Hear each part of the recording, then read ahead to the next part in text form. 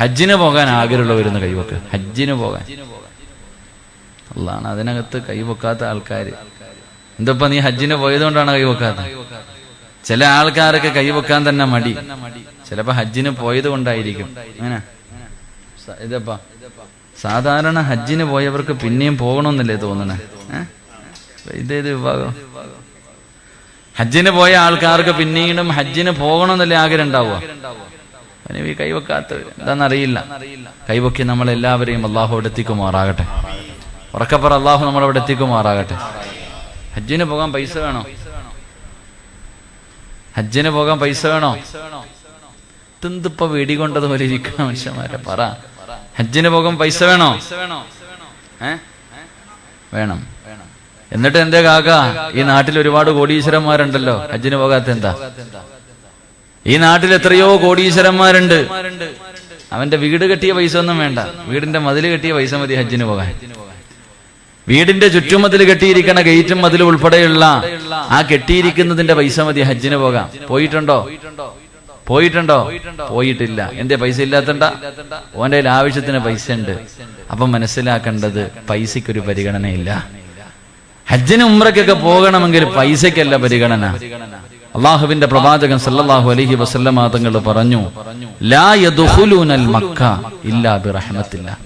അവിടെ എല്ലാവർക്കും പോകാൻ കഴിയില്ല, അള്ളാഹു കരുണ ചെയ്തവർക്ക് മാത്രമേ ആ മണ്ണിൽ ചവിട്ടാൻ കഴിയൂ എന്ന് അഷ്റഫുൽ ഖൽഖി നബി മുഹമ്മദ് മുസ്തഫ. ഉറക്കെ നബി മുഹമ്മദ് മുസ്തഫ. പൈസ ഉണ്ടെന്ന് പറഞ്ഞിട്ട് കാര്യമൊന്നുമില്ല. പൈസ ഉള്ളവൻ ചിലപ്പോ അവിടെ എത്തൂല. വാടക വീട്ടിൽ കിടക്കണവൻ അവിടെ എത്തും. കയറി കിടക്കാൻ സ്വന്തമായിട്ടൊരു ഭവനമില്ലാത്ത പാവപ്പെട്ടവൻ ചിലപ്പോ ഹജ്ജിന് പോകും, പക്ഷെ പണക്കാരൻ പോകൂല. കാരണം അള്ളാഹു ഇഷ്ടപ്പെട്ടവർക്ക് അവിടെ ചെല്ലാൻ കഴിയൂ എന്ന് നബി മുഹമ്മദ് മുസ്തഫ സല്ലല്ലാഹു അലൈഹി വസല്ലം. നിങ്ങൾ ഈ നാട്ടിലൊരു പണക്കാരനോട് ചോദിക്കണം, ഇപ്പൊ അങ്ങ് ഹജ്ജിന് പോകണ്ടേ? ചങ്ങായി നിനക്കൊന്ന് ഹജ്ജിന് പോകണ്ടേ? എന്തേ മറുപടി പറയണമെന്നറിയോ? അതിപ്പോ കുറച്ച് കഴിയിട്ട് ഇപ്പൊ മക്കളെയൊക്കെ ഒന്ന് കെട്ടിച്ച് ഒന്ന് സെറ്റിലൊക്കെ ആയിട്ട് നോക്കാം. എന്നാ ഈ നാട്ടിലൊരു പാവപ്പെട്ടവൻ ചിലപ്പം വീടുണ്ടാകണമെന്നില്ല. ആ സാധുവിനോട് ചോദിക്കണം, ഹജ്ജിന് പോകണ്ടെന്ന് ഉംറയ്ക്ക് പോകണ്ടെന്ന് ചോദിച്ചു നോക്കിയേ. പറയണ വാക്കെന്തെന്നറിയോ? ഒന്ന് മുഖത്ത് നീ നല്ലപോലെ നോക്കണം. എത്ര കൊല്ലത്തെ ആഗ്രഹമെന്നറിയോ ഉസ്താദ്, നിങ്ങളൊന്ന് ദുആ ചെയ്യ് അവിടെ എത്താൻ. മരിക്കണതിന് മുമ്പ് ഒരിക്കലെങ്കിലും ഒന്ന് കാണണമെന്നും അല്ലാത്ത കൊതിയാ. നിങ്ങളൊന്ന് ദുആ ചെയ്യ്. എന്റെ പ്രിയപ്പെട്ടവരെ, ഹജ്ജിനും ഉംറയ്ക്കൊക്കെ പോകണമെങ്കിൽ ആദ്യം വേണ്ടത് പൈസ ഒന്നുമല്ല, നല്ല ഒരു നിയ്യത്തും നല്ലൊരു ആഗ്രഹവുമാണ്. അള്ളാഹു അത് നൽകി അനുഗ്രഹിക്കുമാറാകട്ടെ. ആ ആഗ്രഹമുള്ളവരുന്ന് കൈവക്കിക്കേ. നീ ഹജ്ജിന് പോകാൻ താല്പര്യമുള്ളവർ അൽഹംദുലില്ലാഹ് എല്ലാവരും, അള്ളാഹു നമ്മളെല്ലാവരെയും അവിടെ എത്തിക്കുമാറാകട്ടെ. പോണ്ടേ? മരിക്കണതിന് മുമ്പ് പോകണോ? പറ മനുഷ്യന്മാരെ, പോണം. ഞാനൊരു ദിക്ർ പറഞ്ഞുതരാം നിങ്ങൾക്ക്. ഈ സദസ്സിരിക്കണ എല്ലാവർക്കും അറിയുന്ന ഒരു ചെറിയ ദിക്ർ ഞാൻ പറഞ്ഞു തരാം. ഇന്നത്തെ ദിവസം മുതൽ കിടന്നുറങ്ങുന്നതിന് മുമ്പ് നീ ഒരു പ്രാവശ്യം പറഞ്ഞാൽ നീ മരിക്കണതിന് മുമ്പ് ഹജ്ജ് ചെയ്യുമെന്ന് നബി മുഹമ്മദ് മുസ്തഫ. നീ ഹജ്ജ് ചെയ്തിട്ടേ മരിക്കത്തുള്ളൂ. ഈ ദിക്ർ ഇന്നത്തെ ദിവസം മുതൽ പറ. അള്ളാഹു ഭാഗ്യം തരുമാറാകട്ടെ. ഇൻഷാ അല്ലാഹ് പറയല്ലേ. ഒരു ദിക്ർ വേണമെന്നുള്ളവരെന്ന് കൈവക്ക്. അവസാനം വരെ അവിടെ ഇരിക്കട്ടാ. അവസാനം വാഴ തീരുമ്പോ പറഞ്ഞുതരാം. അപ്പൊ ആവശ്യമുള്ളവൻ ഇവിടെ ഇരിക്കും, അല്ലാത്തവൻ വീട്ടിൽ പോയി ഉറങ്ങിയിട്ടുണ്ടാവും. ആവശ്യമുള്ളവര് മാത്രമേ ഇരിക്കും, ഇല്ലാത്തവരൊക്കെ വീടെത്തിയിട്ടുണ്ടാകും. ഇൻഷാ അല്ലാഹ്. അല്ലാഹു ഈ സദസ്സ് സ്വീകരിക്കുമാറാകട്ടെ. എന്റെ പ്രിയമുള്ള സഹോദരങ്ങളെ, മഹാനായ നബി മുഹമ്മദ് മുസ്തഫ ഇവിടെ ഇരുന്ന സ്വർഗത്തിലും പോകാം നരകത്തിലും പോകാം കേട്ടാ. അങ്ങോട്ട് വേണമെങ്കിലും പോകാം. അള്ളാഹുവിന്റെ കരുണ വാങ്ങിയിട്ട് സ്വർഗത്തിലും പോകാം, അള്ളാഹുവിന്റെ ശാപം വാങ്ങിയിട്ട് നരകത്തിലും പോകാം. ഒരു മനുഷ്യന്റെ മുന്നിൽ പ്രവാചകന്റെ പേര് പറഞ്ഞിട്ട് അവൻ സ്വലാത്ത് പറഞ്ഞില്ലെങ്കിൽ അവൻ അള്ളാഹുവിന്റെ ശാപം ഉണ്ടാകുമെന്ന് നബി മുഹമ്മദ് മുസ്തഫ. അതുകൊണ്ട് വെറുതെ ശാപം വാങ്ങി വെക്കണ്ട. പ്രവാചകന്റെ പേര് പറയുമ്പോ ഷഅബ മാസമാ അല്ല മാസമാ, സ്വലാത്തിന്റെ ആയത്തിറങ്ങിയ മാസം. ഇന്നല്ലാഹു മലായികത്തുഹു യുസല്ലൂന അലൻ നബി എന്ന ആയത്തിറങ്ങിയ മാസം. അതുകൊണ്ട് സ്വലാത്തുകൾ അധികരിപ്പിക്കുക. അല്ലാഹു ഭാഗ്യം തരുമാറാകട്ടെ. മഹാനായ അഷ്റഫുൽ ഖൽഖി നബി മുഹമ്മദ് മുസ്തഫ സ്വല്ലല്ലാഹു അലൈഹി വസല്ലമ തങ്ങൾ തന്റെ സ്വഹാബത്തിനോട് മരണത്തിന് ശേഷമുള്ള ജീവിതത്തെ കുറിച്ച് പറഞ്ഞു കൊടുക്കുകയാണ്.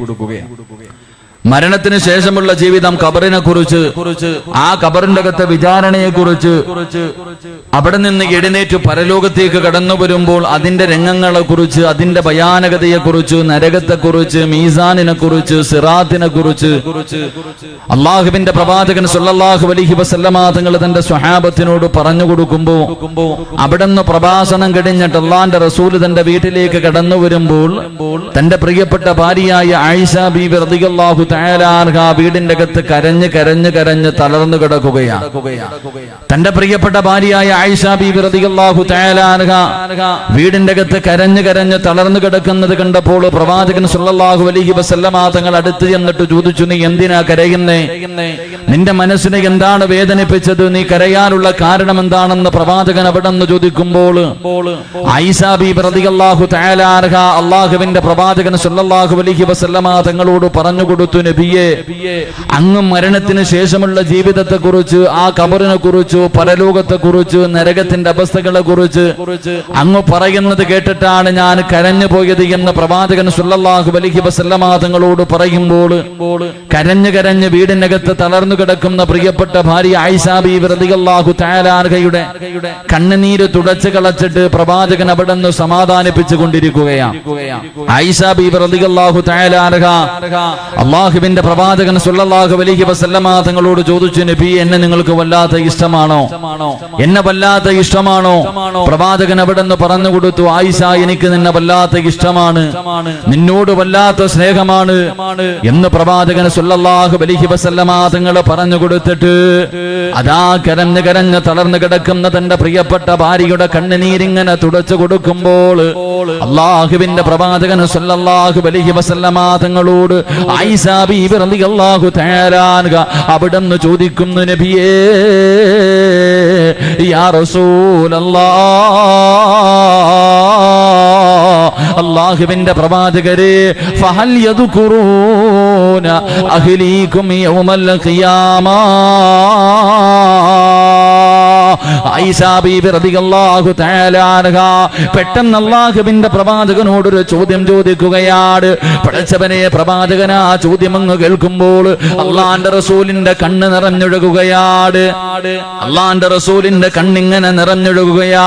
പ്രവാചകൻ ഇരുന്ന് കരയുകയാണ്.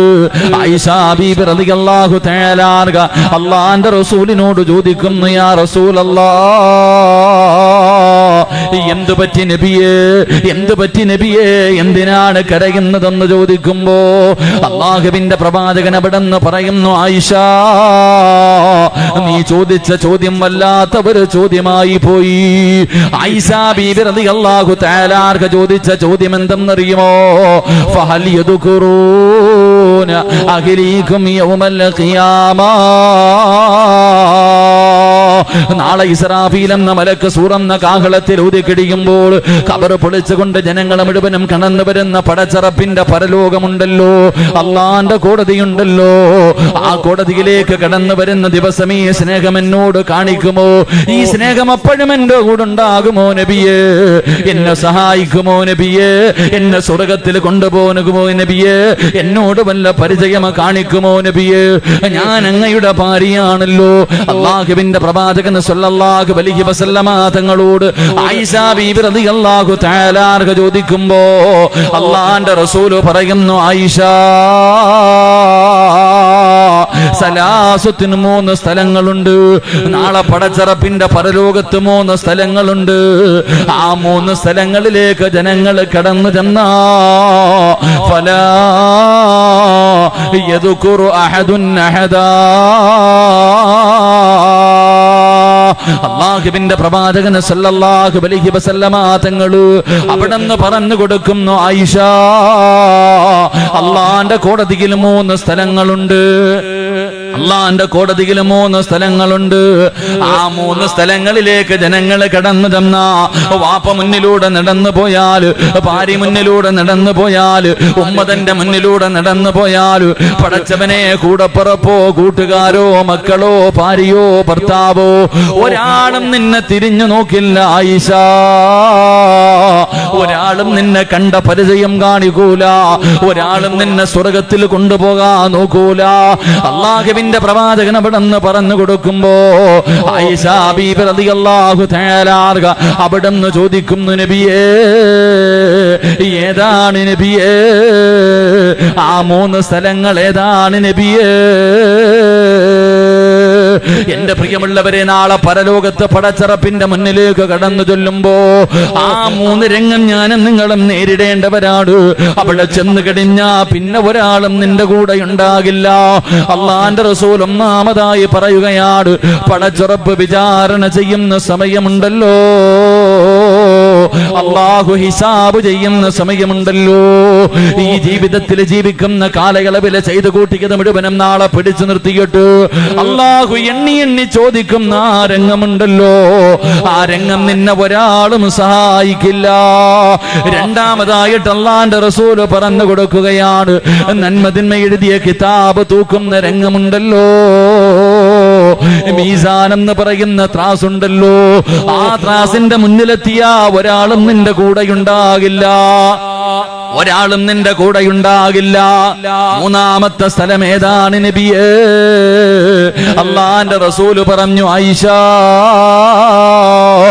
നരകത്തിന്റെ മുകളിലൂടെ പടച്ചിറപ്പ് വലിച്ചു കെട്ടിയിരിക്കുന്ന സിറാത്ത് എന്ന് പറയുന്ന പാലമുണ്ടല്ലോ, ആ പാലത്തിന്റെ മുമ്പിൽ എത്തിക്കഴിഞ്ഞാ ഫലാ യദ്കുറു അഹദുൻ അഹദാ, പിന്നെ ഒരു മനുഷ്യനും നിന്നെ തിരിഞ്ഞു നോക്കില്ല എന്ന് പ്രവാചകൻ അവിടെ നിന്ന് പറയുമ്പോ, എന്റെ പ്രിയമുള്ളവരെ, സിറാത്ത് എന്ന് പറയുന്ന ഒരു പാലം നമുക്ക് കടക്കേണ്ടവരാ. ആ പാലത്തിലൂടെ നമുക്ക് സ്വർഗത്തിൽ എത്താൻ കഴിയൂ. ആ വഴിയല്ലാതെ മറ്റൊരു വഴിയില്ല. ആ സിറാത്ത് എന്ന പാലത്തിന്റെ മുകളിലൂടെയല്ലാതെ ഈ ലോകത്ത് ഒരു മനുഷ്യനും നാളെ പടച്ചിറപ്പിന്റെ സ്വർഗത്തിൽ എത്താൻ കഴിയില്ല. അള്ളാഹുവിന്റെ പ്രവാചകൻ അവിടെ നിന്ന് പറയുകയാ, എന്റെ പ്രിയമുള്ളവരെ, സിറാത്ത് എന്ന് പറയുന്ന പാലത്തെ കുറിച്ച് പഠിക്കുന്നവരാണ്. അള്ളാഹുവിന്റെ പ്രവാചകൻ അവിടെ നിന്ന് പറയുന്നു, അസ്സിറാത്തു അലാ ജഹന്നമ മിസ്ല ഹർഫി സൈഫി. അള്ളാഹുവിന്റെ പ്രവാചകൻ അവിടെ നിന്ന് പറയുകയാ, നരകത്തിന്റെ മുകളിലൂടെ പടച്ചിറപ്പ് വലിച്ചു കെട്ടിയിരിക്കുന്ന ഒരു പാലമാണ് സിറാത്ത്. പിന്നെ ഒരു മുടി 7ആയിട്ട് മുറിച്ചിട്ട് അതിലൊരംശം എത്ര നേർമയുള്ളതാണോ അതുപോലെയാണ് സിറാത്ത് എന്ന പാലം.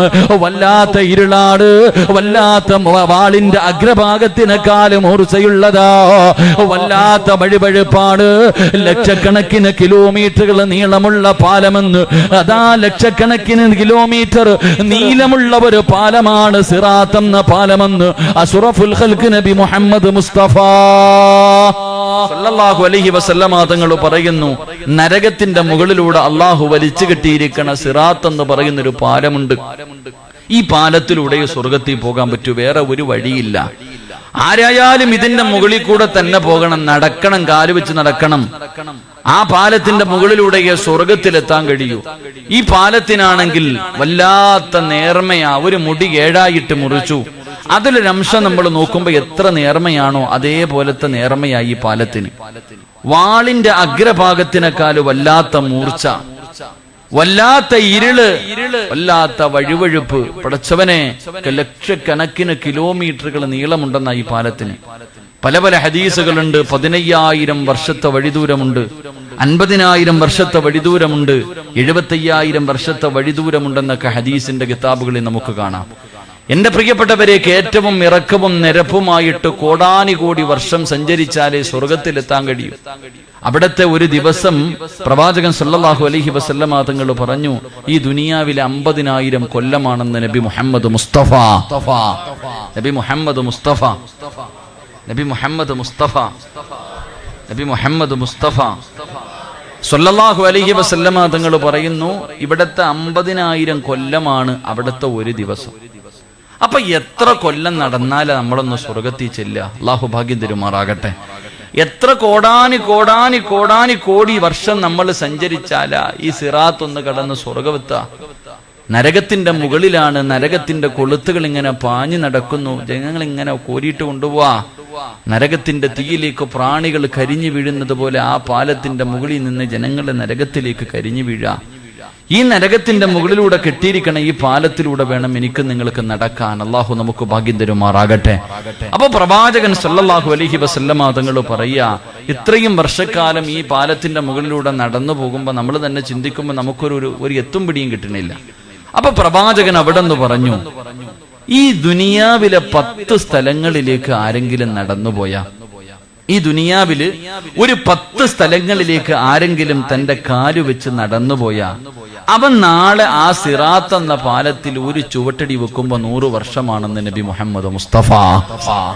ഈ ദുനിയാവിൽ 10 സ്ഥലങ്ങളിലേക്ക് ഞാനോ നിങ്ങളോ കാലുകൊണ്ട് നടന്നു പോയിട്ടുണ്ടെങ്കിൽ ആ നടന്ന കാല് അവിടെ ഒരു ചുവട്ടടി വെക്കുമ്പോ 100 കൊല്ലം പോകും. ഇതുപോലെ താണ്ടി താണ്ടി താണ്ടി അള്ളാഹു ഇഷ്ടപ്പെട്ട ചില അടിമകൾ സ്വർഗത്തിലെത്തുമെന്ന് നബിയുനാ റസൂലുള്ളാഹി സ്വല്ലല്ലാഹു അലൈഹി വസല്ലം. അള്ളാഹു ആ 10 സ്ഥലങ്ങൾ പഠിക്കാൻ ഭാഗ്യം തരുമാറാകട്ടെ. അള്ളാഹു ആ 10 സ്ഥലങ്ങൾ പഠിക്കാൻ ഭാഗ്യം തരുമാറാകട്ടെ. അപ്പൊ ഇൻഷാ അള്ളാഹ് എത്ര സ്ഥലങ്ങൾ പറയാൻ പറ്റുമോ അത്രയും സ്ഥലം പറഞ്ഞിട്ട് നമുക്ക് സന്തോഷത്തോടെ ദുആ ചെയ്ത് പിരിയണം. അള്ളാഹു ഭാഗ്യം നൽകി അനുഗ്രഹിക്കുമാറാകട്ടെ. ഒന്നാമത്തെ സ്ഥലം ഞാൻ സമയമില്ലാത്തതുകൊണ്ട് വിശദീകരിക്കുന്നില്ല. അള്ളാഹുവിന്റെ പ്രവാചകൻ സ്വല്ലല്ലാഹു അലൈഹി വസല്ലമ തങ്ങൾ പറയുകയാണ്, അള്ളാഹുവിന്റെ പ്രവാചകനോട് സ്വഹാബത്ത് ചോദിക്കുന്നു, നബിയേ ഏതാണ് നബിയേ, ഏതാണ് നബിയേ, എവിടേക്ക് നടന്നാലാണ് സിറാത്ത് രക്ഷപ്പെട്ടു പോകാൻ കഴിയുന്നത്, ആ സിറാത്ത് താണ്ടാൻ കഴിയുന്നത്?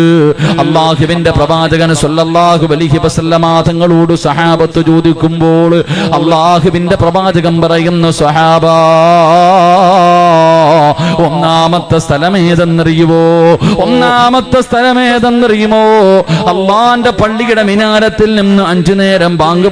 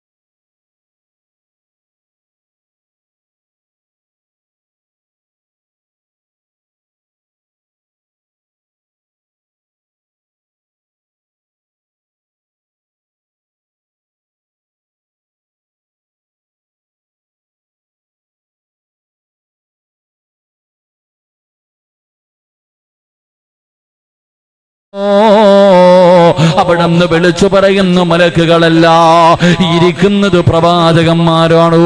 മലക്കുകൾ വിളിച്ചു പറയുന്നു അവര് പ്രവാചകന്മാരല്ല. പിന്നെ ഇവരാരാണ്? അവിടെന്ന് പറയുന്നു മനുഷ്യ, നിങ്ങളെപ്പോലെ സാധാരണ മനുഷ്യരാ, നിങ്ങളെപ്പോലെ സാധാരണ മനുഷ്യരാ. അവിടെന്ന് മലക്കുകൾ പറയുമ്പോ ജനങ്ങളോടുകയാണ്, ജനങ്ങളോടുകയാണ്. അല്ലാഹുവിന്റെ പ്രവാചകൻ പറയുന്നു, ജനങ്ങൾ ഓടിച്ചെന്നിട്ട് ചോദിക്കുകയാ, ബി അയ്യുൽ അഅമാലി അലാ ഹാദിഹി ദറജാത്ത്, എങ്ങനെയാ നിനക്ക് ഈ പ്രതിഫലം കിട്ടിയത്? ഈ സദസ്സിൽ ഒരുമിച്ച് കൂടിയവര് നാളെ മുഖം പ്രകാശിക്കുന്നവരായി, സ്വർണത്തിന്റെ രോമങ്ങളുമായി, സ്വർണത്തിന്റെ പാത്രവുമായി, സ്വർണത്തിന്റെ സിംഹാസനത്തിൽ നീ നാളെ പടച്ചറപ്പിന്റെ പരലോകത്തിങ്ങനെ ഇരിക്കുമ്പോ പലരും വന്നിട്ട് നിന്നോട് ചോദിക്കും, നിനക്ക് ഈ പ്രതിഫലം കിട്ടിയത് എങ്ങനെയാ? എന്ത് സൽക്കർമ്മമാണ് നീ ചെയ്തത്? എന്താണ് നിനക്ക് അല്ലാഹു ഇത് തരാനുള്ള കാരണം എന്താ? അവിടെ നിന്ന് പറയുന്നു, പൊന്നുമോനെ, ഒരുപാട് നിസ്കരിച്ചവനല്ല, ഒരുപാട് നോമ്പ് പിടിച്ചവനല്ല, ഒരുപാട് സദഖ കൊടുത്തവനല്ല, ഒരുപാട് സൽക്കർമ്മങ്ങൾ ചെയ്തവനല്ല. പിന്നെ അല്ലാഹു ഈ പ്രതിഫലം തരാനുള്ള കാരണം എന്തെന്നറിയുമോ? അല്ലാഹു എനിക്ക് ഈ പദവി തരാനുള്ള കാരണം എന്തെന്നറിയുമോ? അവിടെ നിന്ന് പറയുകയാണ്, ബൽ കുന്നാ നുഹാഫിദു അലാ സ്വലവാത്തിൽ ഖംസി മഅൽ ജമാഅ. അവിടെ നിന്ന് പറയുകയാ, അല്ലാഹു എനിക്ക് ഈ പദവി തരാനുള്ള കാരണം എന്തെന്നറിയുമോ? 5 നേരം അല്ലാഹുവിന്റെ പള്ളിയിൽ നിന്ന് ബാങ്ക് വിളിച്ചാ പള്ളിയിലേക്ക് നടന്നു പോയി ജമാഅത്തായി നിസ്കരിച്ചതിന് പടച്ചറപ്പ് തന്ന പ്രതിഫലമാ എന്ന് പറയുമെന്ന് പ്രവാചകൻ പറയുമ്പോ, എന്റെ പ്രിയപ്പെട്ട മുസ്ലിമേ, അള്ളാന്റെ പള്ളിയിൽ പോയി നിസ്കരിക്കുന്ന ഒരു മനുഷ്യർ കിട്ടുന്ന പ്രതിഫലം ഇതാണ്.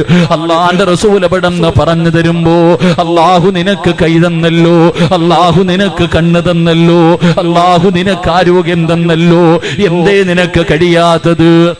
എന്തേ പള്ളിയിലേക്ക് പോകാ, എന്തേ നമസ്കരിക്കാ പോകാ നിനക്ക് തോന്നാത്തതെന്താ? അള്ളാഹുവിന്റെ പ്രവാചകന്റെ മുന്നിലേക്ക് 2 കണ്ണിനും കാഴ്ചയില്ലാത്ത ഉമ്മ മക്തൂം റളിയല്ലാഹു തആല അൻഹു അള്ളാന്റെ റസൂലിന്റെ ചാരത്ത് വന്നിട്ട് ചോദിക്കുന്നു, നബിയേ, യാ റസൂലല്ലാഹ്, അള്ളാഹുവിന്റെ പ്രവാചകരെ, എനിക്ക് കണ്ണിന് കാഴ്ചയില്ലാത്തവനാണ്, ഞാൻ ജന്മനാ കണ്ണിന് കാഴ്ചയില്ലാത്തവനാണ്. പള്ളിയിൽ വന്ന് നിസ്കരിക്കണമെന്ന് വല്ലാത്ത ആഗ്രഹമുണ്ട്. ഒരാളുടെ സഹായമില്ലാതെ എനിക്ക് പള്ളിയിൽ വന്ന് നമസ്കരിക്കാൻ കഴിയുന്നില്ല. ചില സമയങ്ങളിൽ എന്നെ കൊണ്ടുവരാൻ ആളെ കിട്ടുന്നില്ല. അതുകൊണ്ട് നബിയേ, ഞാൻ എന്റെ വീട്ടിലൊന്ന് നിസ്കരിച്ചു കൊള്ളട്ടെ നബിയേ.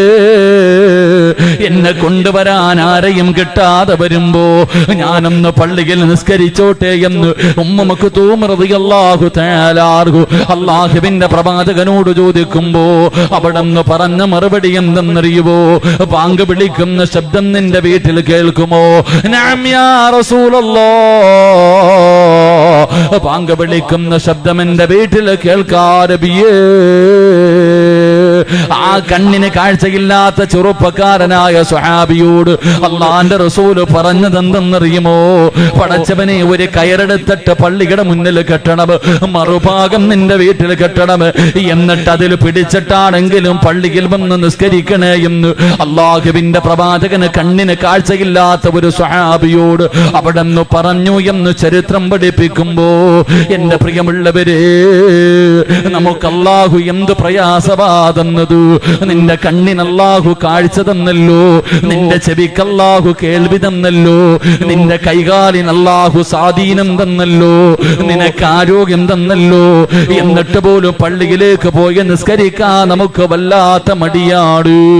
എന്റെ പ്രിയമുള്ളവരെ, മഹാനായ അനസ് ഇബ്നു മാലിക് റളിയല്ലാഹു തആല അൻഹു പറയുകയാ, നിനക്ക് അല്ലാഹനെ കാണണോ? നിനക്ക് അല്ലാഹനെ കാണാൻ ആഗ്രഹമുണ്ടോ? നിന്റെ വീടിന്റെ ചാരത്ത് ബാങ്ക് വിളിക്കുന്ന ശബ്ദം കേട്ടാൽ അവിടെന്ന് തങ്ങള് പറയുകയാണ്, അള്ളാഹുവിന്റെ പ്രവാചകന്റെ കാലഘട്ടത്തില് മുനാഫിക്കീങ്ങളല്ലാതെ എല്ലാവരും പള്ളിയിൽ വരുമായിരുന്നു. നടക്കാൻ സുഖമില്ലാത്തവർ, രോഗികൾ രണ്ടുപേരുടെ ചുമലിൽ കൈവച്ചിട്ടാണെങ്കിലും പള്ളിയിൽ വന്ന് നിസ്കരിക്കുമായിരുന്നു എന്ന് പറയുമ്പോ അള്ളാനെ കാണണ്ടേ, പടച്ചറപ്പിന്റെ കാണാൻ നിനക്ക് ആഗ്രഹമുണ്ടെങ്കിൽ 5 നേരം നിസ്കരിക്കണേ എന്നവിടെന്ന് പറഞ്ഞു തരുമ്പോ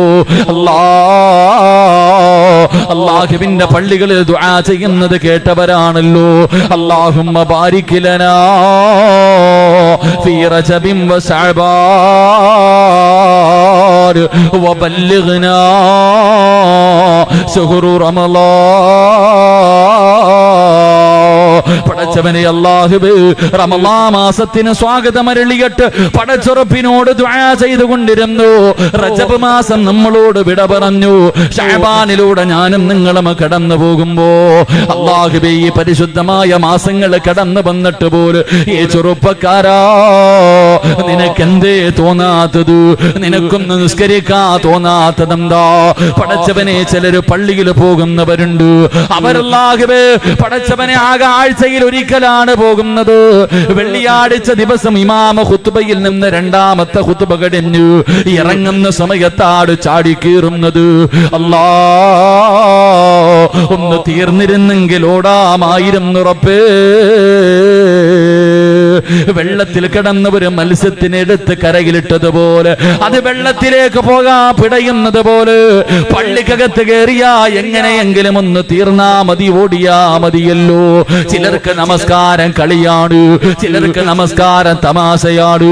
പടച്ചവനെ, അതിലൂടെ നരകത്തിൽ പോകുന്ന ഒരു വിഭാഗമുണ്ട്. നമസ്കരിച്ചിട്ട് നരകത്തിലേക്ക് പോകുന്ന ഒരു വിഭാഗമുണ്ട്. അല്ലാഹുവിന്റെ പ്രവാചകൻ സല്ലല്ലാഹു അലൈഹി വസല്ലമ തങ്ങൾ ഒരിക്കൽ നോക്കുമ്പോ ഒരു സഹാബി നമസ്കരിച്ചു കൊണ്ടിരിക്കുകയാ. അതാ നമസ്കാരത്തിന്റെ ഇടയിൽ തന്റെ താടി നേരെയാക്കുകയാണ്. നമസ്കരിച്ചു കൊണ്ടിരിക്കുമ്പോ തന്റെ താടി ഇങ്ങനെ നേരെയാക്കുന്ന ഒരു സ്വഹാബിയെ കണ്ടു. അല്ലാഹുവിന്റെ പ്രവാചകൻ നമസ്കാരം കഴിഞ്ഞപ്പോ അടുത്ത് വിളിച്ചിട്ട് ചോദിക്കുന്നു, മനുഷ്യ, നിനക്ക് അല്ലാഹുവിനെ പേടിയില്ലേ? നിനക്ക് പടച്ചറപ്പിനെ പേടിയില്ലാതെ പോയല്ലോ, അതുകൊണ്ടാണ് നീ നമസ്കാരത്തിൽ ഇങ്ങനെ താടി നേരെയാക്കുന്നത്. അള്ളാന്റെ റസൂല് പറഞ്ഞ മറുപടി എന്തെന്നറിയുവോ? നീ മരിച്ചു പോയാൽ എന്റെ ഉമ്മത്തായിട്ടാ മരിച്ചു പോയതെന്ന് നീ കരുതല്ലേ. നമസ്കരിച്ചു കൊണ്ടിരുന്നപ്പോ തന്റെ താടിയൊന്ന് നേരെയാക്കിയ സ്വഹാബിയോട് അള്ളാന്റെ റസൂൽ അവിടെ നിന്ന് പറയുമ്പോ മഹാനായ ഹുദൈഫ റളിയല്ലാഹു തആല അൻഹു പടച്ചവനെ പെട്ടെന്ന് നമസ്കരിക്കുന്ന ഒരു ചെറുപ്പക്കാരനെ കണ്ടപ്പോ സുജൂദും റുകൂഉം നേരെയല്ലാതെ ധൃതിയിൽ നമസ്കരിക്കുന്ന ഒരു ചെറുപ്പക്കാരന് ഒരാളെ കാണുകയാണ്. മഹാനായ ഹുദൈഫ റളിയല്ലാഹു തആല അൻഹു അവിടുന്ന് ചോദിച്ചു, നിസ്കരിക്കാൻ തുടങ്ങിയിട്ട് എത്ര കൊല്ലമായി? 40 കൊല്ലമായി തങ്ങള്. ഹുദൈഫ റളിയല്ലാഹു തആല അൻഹു പറഞ്ഞതെന്തെന്നറിയുവോ? 40 കൊല്ലത്തെ നിസ്കാരം വെറുതെയായി പോയി, 40 കൊല്ലത്തെ നിസ്കാരം കളിയായി പോയി. മരിച്ചു പോയാ അല്ലാഹുവിന്റെ പ്രവാചകന്റെ ഉമ്മത്തായിട്ടാണ് മരിച്ചതെന്ന് നീ കരുതല്ലേ. പടച്ചവരെ, അല്ലാഹുവേ അവിടെന്ന് പറയുമ്പോ എന്റെ പ്രിയമുള്ള ചെറുപ്പക്കാരാ, മോനെ, നമസ്കരിക്കുമ്പോഴല്ലേടാ നീ നിന്റെ മുടി നേരെയാക്കുന്നത്, പടച്ചവനെ കൈമടക്കുന്നത്, അല്ലാഹുവേ ശരീരം ചൊറിയുന്നത്, അല്ലാഹുവേ പരസ്പരം അങ്ങോട്ടും ഇങ്ങോട്ടും കൈകാലുകൾ ഇടിച്ച് കളിക്കുന്നത്, ഫോൺ വരുന്നത് പോലും എടുക്കുന്നത് ആ സമയത്താണ്. എന്റെ പ്രിയമുള്ള സഹോദരങ്ങളെ, കളിയാട്. നമസ്കരിക്കുമ്പോ പടച്ചറപ്പിന്റെ മുന്നിലാണ് നിൽക്കുന്നതെന്നുള്ള ചിന്ത നമുക്കില്ലല്ലോ.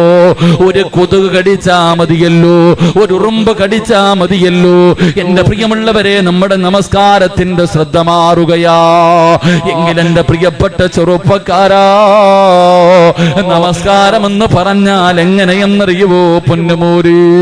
കൈകെട്ടിക്കഴിഞ്ഞാ അല്ലാഹുവേ ഒരു മനുഷ്യന്റെ അവസ്ഥ എങ്ങനെയെന്നറിയുവോ?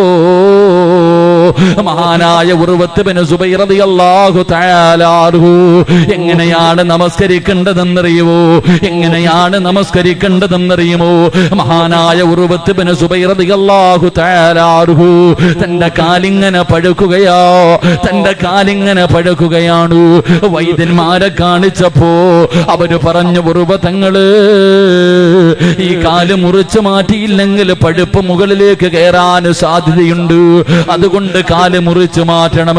ഉർവത്ത് ബിൻ സുബൈർ റളിയല്ലാഹു ആലാർഹു പറഞ്ഞു, കുഴപ്പമില്ല എന്റെ പ്രിയമുള്ളവരെ. പിന്നെയും ഇങ്ങനെ നടക്കുകയാണ്, കാലിന്റെ പഴുപ്പ് മുട്ടുവരെ എത്തി. ഉർവത്ത് ബിൻ സുബൈർ റളിയല്ലാഹു തആല അൻഹു രണ്ടാമതും വൈദ്യന്മാരുടെ മുന്നിലെത്തി. അവര് പറഞ്ഞു, തങ്ങള് മുട്ട് വെച്ച് കാല് മുറിച്ചു മാറ്റണം, മുട്ടിന്റെ ഭാഗം വെച്ച് കാല് മുറിച്ചു മാറ്റണം, ഇല്ലെങ്കിൽ പഴുപ്പ് മുകളിലേക്ക് കയറും, വല്ലാത്ത പ്രയാസമാകുമെന്ന് പറയുമ്പോ അവര് പറഞ്ഞു, കാല് മുറിച്ചു മാറ്റലല്ലാതെ മറ്റൊരു പോൺ വഴിയില്ല. അവസാനം ഉർവതങ്ങൾ സമ്മതിക്കുകയാണ്. ഉർവത്ത് ബിൻ സുബൈർ റളിയല്ലാഹു തആല അൻഹുവിന്റെ കാല് മുറിക്കുന്നതിന് വേണ്ടി അതാ വൈദ്യന്മാര് കടന്നു വരികയാണ്. ഒരു പാത്രത്തിൽ ലഹരി കൊണ്ടുവരികയാ, ഒരു പാത്രത്തിൽ കള്ള് കൊണ്ടുവരികയാണ്. ഉർവത്ത് ബിൻ സുബൈർ റളിയല്ലാഹു തആല അൻഹുവിനോട് പറഞ്ഞു, ഇത് കുടിക്കാ. കാരണം എന്തെന്നറിയുവോ? എന്തിനാണിത് കുടിക്കുന്നതെന്ന് ചോദിക്കുമ്പോ അവര് പറയുന്ന, ഉർവതങ്ങള് ഇത് കുടിച്ചാൽ വേദന അറിയില്ലല്ലോ. അല്ലാഹുവേ, ഇത് മുറിക്കുന്ന സമയത്ത്, അങ്ങയുടെ കാല് മുറിക്കുന്ന സമയത്ത് വേദന അറിയാതിരിക്കാനാണ് ഈ ലഹരിയെന്ന് കുടിക്കാൻ പറയുമ്പോ ഉർവതങ്ങള് പറഞ്ഞു, മരിച്ചാലും ഞാൻ കള്ളു കുടിക്കൂല, മരിച്ചാലും ഞാൻ കള്ളു കുടിക്കൂല. നിങ്ങൾക്ക് എന്റെ കാലല്ലേ മുറിക്കേണ്ടത്, അതിന് കള്ളു കുടിക്കേണ്ട ആവശ്യമില്ല, ലഹരി തിന്നണ്ട് ലഹരി കുടിക്കേണ്ട ആവശ്യമില്ല. ഉർവത്ത് ബിൻ സുബൈർ റളിയല്ലാഹു തആല അൻഹു അവിടെന്ന് പറഞ്ഞു, ഞാൻ 2 റക്അത്ത് നിസ്കരിക്കാ.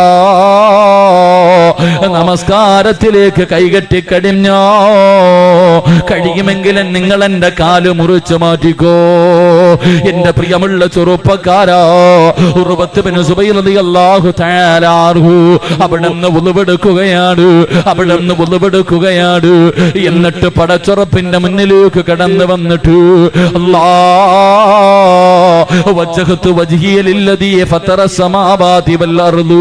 അല്ലാഹുവോട് പറയുന്ന റബ്ബേ, എന്റെ ജീവിതം നിനക്കുള്ളതാണല്ലോ എന്ന് പറഞ്ഞിട്ട് അവിടെന്ന് കൈകെട്ടുകയാണ്. അല്ലാ, എന്നിട്ട് അവിടെന്ന് ഫാത്തിഹ ഓതുകയാണ്. അതാ ഫാത്തിഹ കഴിഞ്ഞു, സൂറത്ത് ഓതാ തുടങ്ങുമ്പോ വൈദ്യന്മാര് കടന്നു വന്നിട്ട് ഉർവതങ്ങളുടെ കാല് മുറിക്കുകയാ.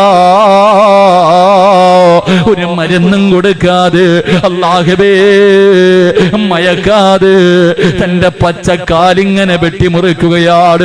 ഉർവത്ത് ബിൻ സുബൈർ റളിയല്ലാഹു തആല അൻഹു അറിയുന്നില്ല, നമസ്കാരത്തിലാണ്. തന്റെ കാലിങ്ങനെ പച്ചയായി വെട്ടിമുറിക്കുകയാ. ഉർവതങ്ങളൊന്നും അറിയുന്നില്ല, നമസ്കാരത്തിലാ. അവിടത്തെ കാലങ്ങ് മുറിച്ചു മാറ്റി. ഉർവതങ്ങൾ അറിഞ്ഞില്ല, ഉർവതങ്ങൾ അറിഞ്ഞില്ല. അവസാനം രക്തം നിൽക്കുന്നില്ല, മുറിച്ച കാലിനും രക്തം ഇങ്ങനെ ഒഴുകുകയാണ്. പടച്ചവരെ, രക്തം നിൽക്കുന്നതിന് വേണ്ടി അവര് ചെയ്തതെന്തെന്നറിയുവോ? സൈത്തെണ്ണ തിളപ്പിക്കുകയാണ്. സൈത്തെണ്ണ തിളപ്പിച്ചിട്ട് അല്ലാ, അതാ മുറിച്ച കാലി എണ്ണയിലേക്ക് മുക്കുമ്പോ സുബ്ഹാനല്ലാഹ്, തിളച്ച എണ്ണയ്ക്കകത്തേക്ക് തന്നെ മുറിച്ച കാലങ്ങ് മുക്കുമ്പോ ഉർവതങ്ങളങ്ങ് പിടഞ്ഞ് താഴെ വീഴുകയാ. ബോധമങ്ങ് നഷ്ടപ്പെട്ടു പോയി. പടച്ചവരെ, ഉർവതങ്ങള് ബോധമില്ലാതെ കിടക്കുമ്പോ കുടുംബക്കാര് കടന്നു വരികയാണ്. ഉർവതങ്ങൾക്ക് 7 മക്കളുണ്ടായിരുന്നു. ആ 7 മക്കളിൽ 7ാമത്തെ ഒരു ചെറിയ മകനുണ്ടല്ലോ, അവനെ ഒട്ടകം ചവിട്ടിയിട്ട് മരിച്ചുപോയി.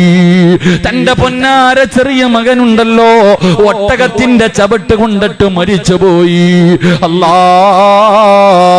കുടുംബക്കാരും വൈദ്യന്മാരും വല്ലാത്ത വേദനയിലോ. ബോധം വരും വരുമ്പോ ആദ്യം എന്താണ് പറയേണ്ടത്?